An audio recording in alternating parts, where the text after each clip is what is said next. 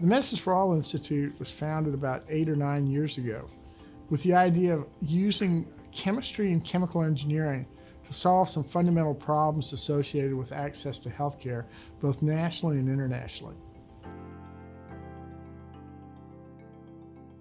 I'll step back a few years ago when COVID hit. The state of Virginia had the opportunity to start rebuilding this whole supply chain infrastructure for access to healthcare, particularly the active ingredients and formulated products for essential drugs that are consumed by the general public.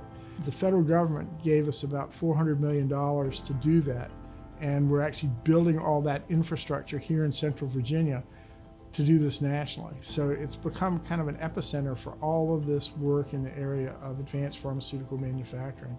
We've been very fortunate to be able to have partners that understand kind of the greater need of what we're trying to achieve here. So all of the work that we're doing here, within VCU and in Central Virginia is not just Virginia, it's having an impact on the country as a whole and also internationally with regards to other areas of the world that can't have the same problem we have with regards to access to essential medicines. We're not making an incremental improvement in things.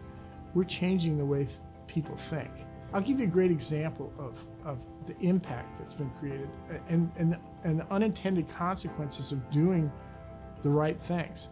One of our partners is a company called Civica RX. They built this facility adjacent to us with the understanding that we'd have this end-to-end supply chain where one company would make the starting materials, Flow would make the active ingredients, and Civica would make the formulated product. Well, the first drug that Civica put out was insulin. Before Civica came into the marketplace, the cost for a vial of insulin was $300 a vial. As soon as Civica entered the market, they announced that they were going to offer the same vial for $30 a vial. And immediately, the two major manufacturers dropped their price to $35 a vial.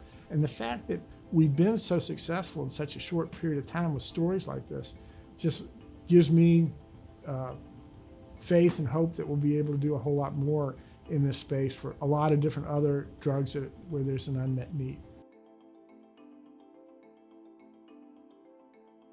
Together, we're building better medicine.